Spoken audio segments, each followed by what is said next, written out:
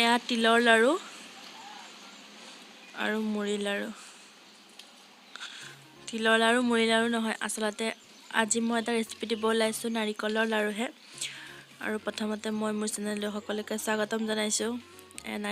নাৰিকলখিনি এনেদৰে ৰুকি মিহি কৰি লোৱা হৈছে।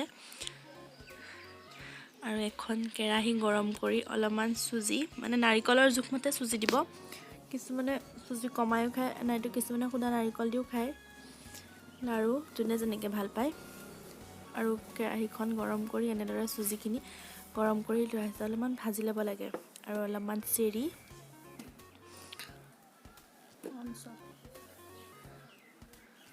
পৰিয়ে গ'ল আৰু ইলাইচি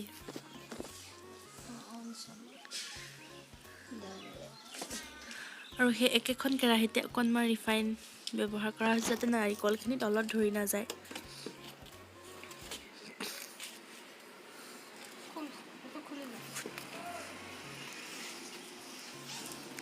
আৰু ৰিফাইনখিনি গৰম হওঁতে নাৰিকলখিনি কেৰাহীত দি দিয়া হৈছে। এতিয়া অলপমান নাৰিকলখিনি ভাজি ল'ব লাগিব।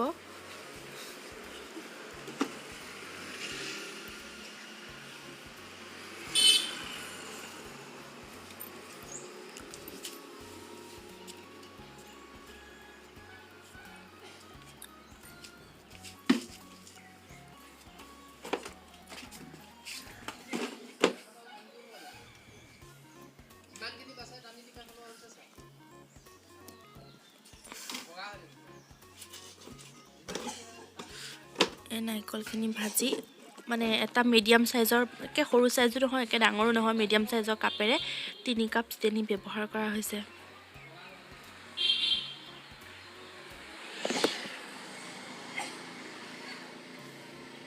আৰু এয়া চেনিখিনিৰ সৈতে নাৰিকলখিনি ভালমতে লৰাই দিয়া হৈছে।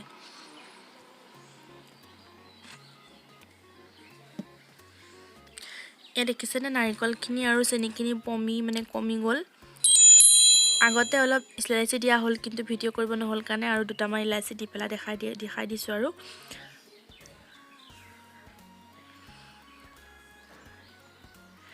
কমি গৈছে। আৰু এটা পাত্ৰত চুজিখিনি লোৱা হৈছে আৰু চেৰিখিনি সৰু সৰুকৈ কুটি লোৱা হৈছে দেই।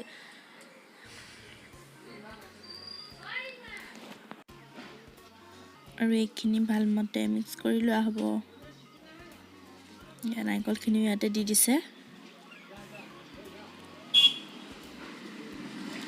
আৰু কোনোবাই যদি এই চেনেলটো প্ৰথম চাইছে প্লিজ লাইক কৰিব, কমেণ্ট কৰিব আৰু এনেদৰে নাৰিকলৰ লাডু বনাই খাইছে নাই সেইটো ক'ব।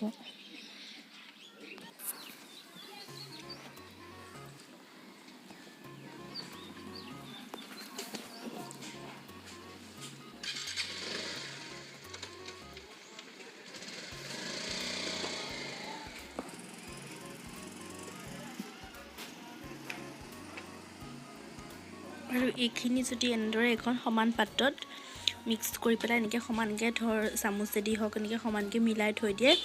অকণমান যেতিয়া বস্তুটো টান হ'ব ন, টান হ'লে এখন চুৰি দি এনেকৈ বৰফি আকৃতিত কাটি দিলে নাৰিকলৰ বৰফিও তেনেদৰে হৈ যায়। এবাৰ আমাৰ বনাইছিলে বাৰু তেনেকৈ, এখন সমান পাত্ৰত দি অলপ শুকাওঁতে বৰফি আকাৰৰ কাটি দিছিলে।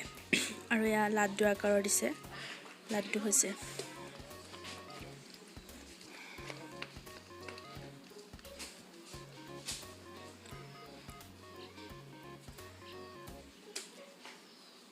আৰু এই বস্তুটো গৰম হৈ থাকোঁতে ভাল হয় আৰু চেফটো ধুনীয়া হয়। ঠাণ্ডা হৈ গ'লে বেয়া হৈ যায়, চেফ নলয়।